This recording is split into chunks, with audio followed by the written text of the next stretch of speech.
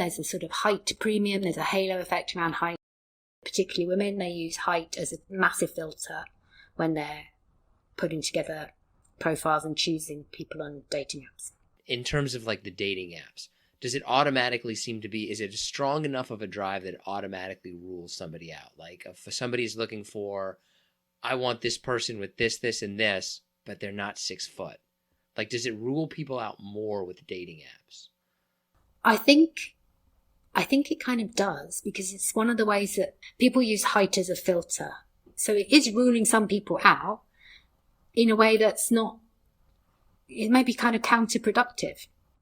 You know, you just have this preference, and it may well be that you're trading on these perceptions we have about tall people and tall men in particular, that you say you want someone who's 6 foot because you also imagine that they're going to be successful, they're going to have a better job, do you know, all these things that you think go along with height that may or may not be true.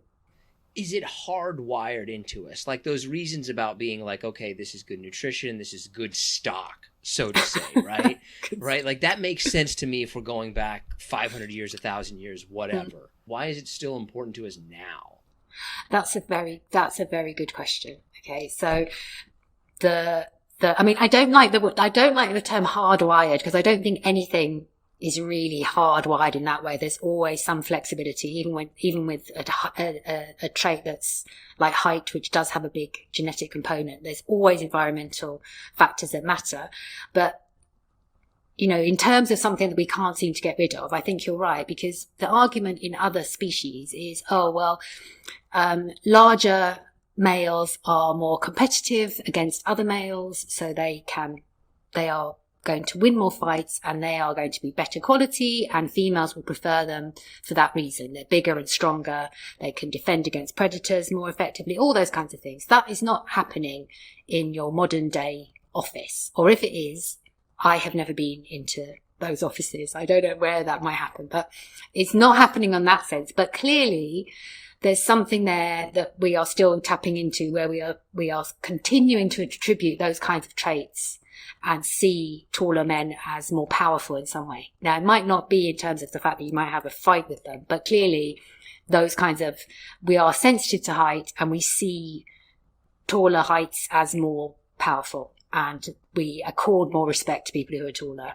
What would you say is the cutoff where somebody's like, okay, if you're this size or smaller, you're going to start feeling the effects of this? About 5'4" for a man. For somebody that maybe is self-conscious about it, like what would you say to them? I think if you're self-conscious about your height, you have to recognize that what we're picking up on is not just height in and of itself, because you're always behaving in the world. So it's about your confidence, how you're coming across. So if you can walk with the confidence of someone who's 6 foot, if you will not be perceived immediately. You will be perceived as a short person, but all the kind of negative things that might go along with that won't affect you, because you're giving off different vibes. So I think that's the thing to remember, is it's just one facet of what we're picking up about people. So if you can move through the world easy with yourself and confident and happy in your body, other people will pick that up too. And so I think it can be like these self-fulfilling prophecies, that you're self-conscious about your height. You behave in a way that gives off these vibes about that height, and other people pick up on that and start seeing you in terms of your height and associating it with these particular behaviors when they didn't need to. And if you were just way more outgoing and walked through the world differently, people wouldn't necessarily pick up on that. Act as if, yeah. Have we always been like this, or did we kind of like, we really started to ramp this up at a certain point? Or it's like, yeah, we've pretty much always been like this. Very early human fossils show much more robust and taller males than you see today. And that was associated with, in order to hunt large game, you need to be quite large and powerful. And then you see a decline in that as you move towards agriculture, and men and women become more similar in size, because now agriculture doesn't require as much upper body strength. If you're not having to throw a spear and beat something to death, you don't need as much height and upper body strength as you do to like grow food. So I'm sure that there have been these differences through time, that there have been preferences for taller men, but they may have had more to do with physical capacity that might have been more important. I think today you still see the preferences for height, but I don't think they tie into actual differences in capacity and behavior in the same way that they used to. I think it, like you were saying earlier, I think it's perception.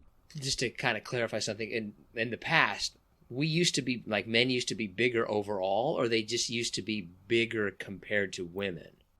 So the fossil records is very interesting, right? So you have Australopithecines, which are from, say, like 3 million years ago. Like they were very ape-like. They're sort of human ancestors, human cousins. And then when you get to humans, as a genera, as a genus, as the, you know, Homo, which is the species we belong to. When you look at the evolution of species like Homo erectus, they're much, much taller than the Australopithecines, right? So you see that we become fully bipedal, i.e. two-legged, we walk around on two legs. We are completely adapted to life on the ground and not life in the trees anymore. And we're big. And both men, you know, and so if you look in the fossil record, you see large, robust males, and often heights are predicted that could be even taller than you see today in certain populations. Then what happens is we invent agriculture, and there's this big decline in height because agriculture doesn't lend itself to promoting growth, and early agriculture doesn't lend itself to promoting growth in children as effectively. So you are more likely to have a hungry season because crops can fail. Is also the time it takes for crops to grow. So you have less food, your nutrition is poorer. And if you're an agricultural society, you live at higher density, so you're more likely to get infections and diseases. So all of those things together mean that you have this, you know, when you've got human evolution here, so we're quite tall when we're hunter-gatherers, and then the human population drops in height because of moving towards becoming more agricultural. And then now you see what we're on now is like a trajectory moving towards larger heights again, as we've got better nutrition, public health, you know, better medicine, we understand germs. So now we've been increasing in size. So we used to be bigger, then we got smaller, now we're getting bigger again.